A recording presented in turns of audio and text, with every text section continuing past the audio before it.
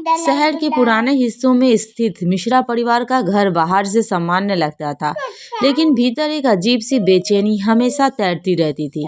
इस घर की सबसे मजबूत दीवार थी शारदा देवी। मोहल्ले में लोग उन्हें अनुशासन प्रिय, तेज दिमाग और हर बात पे नजर रखने वाली महिला के रूप में जानते थे। उनका मानना था, घर तभी चलता है जब घर की औरतें पूरी नजर हो। इस घर में शादी होकर आई थी नेहा, पढ़ी लिखी, संवेदनशील और शांत स्वभाव की लड़की। शादी को अभी 8 महीने ही हुए थे, लेकिन नेहा को लगता था जैसे उसने सालों की थकान अपने भीतर समेट ली हो। हर समय की निगरानी नेहा की सुबह अलार्म से नहीं, बल्कि शारदा देवी की आवाज़ से होती थी। नेहा, 5 बज गए, अब तक उठी नहीं। नेहा आंखें खोलती, घड़ी देखती तो 5 पर बज चुके होते, पर जवाब देने की हिम्मत नहीं होती। रसोई में जाते ही शारदा देवी पहले से मौजूद रहती। आज दाल क्यों देर से चढ़ी? चाय में अदरक ज़्यादा है, रोटी गोल नहीं है। नेहा को लगता जैसे उसकी हर हरकत कैमरे में कैद हो रही है। किचन, कमरा, आंगन, कोई जगह निजी नहीं थी। मोबाइल भी अपराध था। नेहा कभी कभी माँ से बात करने के लिए मोबाइल उठाती, तभी आवाज़ आती, किससे बात कर रही हो, इतनी देर क्यों? एक दिन शारदा देवी ने ताना मारा, आजकल की बहुएं घर में कम, फोन में ज़्यादा रहती है। नेहा ने मोबाइल रखना ही छोड़ दिया। नेहा का पति रोहित सरकारी नौकरी में था। वह अच्छा इंसान था, लेकिन माँ के सामने उसकी आवाज़ हमेशा धीमी हो जाती। एक रात नेहा ने हिम्मत करके कहा, रोहित, आपकी माँ हर वक्त मुझे पर नज़र रखती है, मुझे घुटन होती है। रोहित ने करवट बदल ली। वो माँ है, उनका स्वभाव ऐसा ही है, थोड़ा एडजस्ट कर लो। यह एडजस्ट सब नेहा के लिए सबसे भारी था। धीरे धीरे नेहा चुप रहने लगी, हंसना भूल गई, रात को नींद नहीं आती, छोटी छोटी बातों पर दिल बैठ जाता। एक दिन वो आईने के सामने खड़ी थी, आंखों के नीचे गहरे काले घेरे। खुद से बोली, मैं क्या सच में इतनी गलत हूँ? सीमा टूटती है।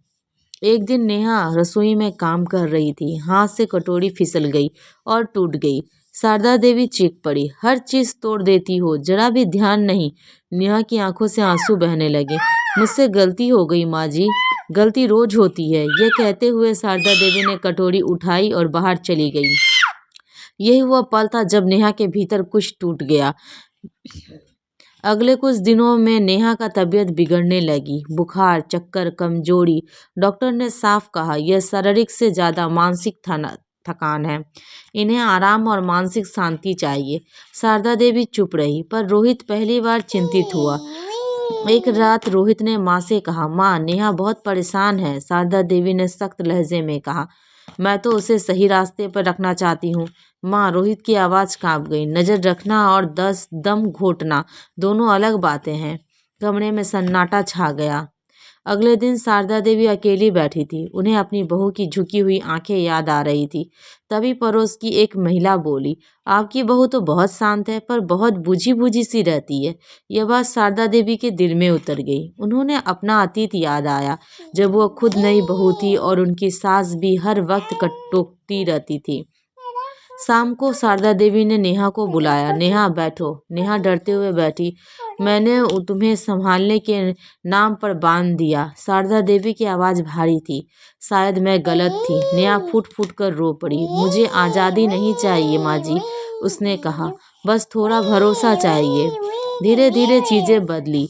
शारदा देवी ने टोका कम किया, नेहा को अपने तरीके से काम करने दिया। रोहित भी अब चुप नहीं रहता। घर में फिर हंसी लौटने लगी। एक दिन शारदा देवी ने कहा, बहू, आज तुम जो मन करे बनाओ। नेहा ने पहली बार बिना डर के खाना बनाया। कहानी की सीख यही है कि 24 घंटे नजर रखना सुरक्षा नहीं होती, वह डर बन जाती है। रिश्ते पहले से नहीं, भरोसे से चलते हैं, और जब भरोसा मिल जाए तो एक बहू फिर से इंसान बन जाती है, सिर्फ निगरानी में रहने वाली परछाई नहीं।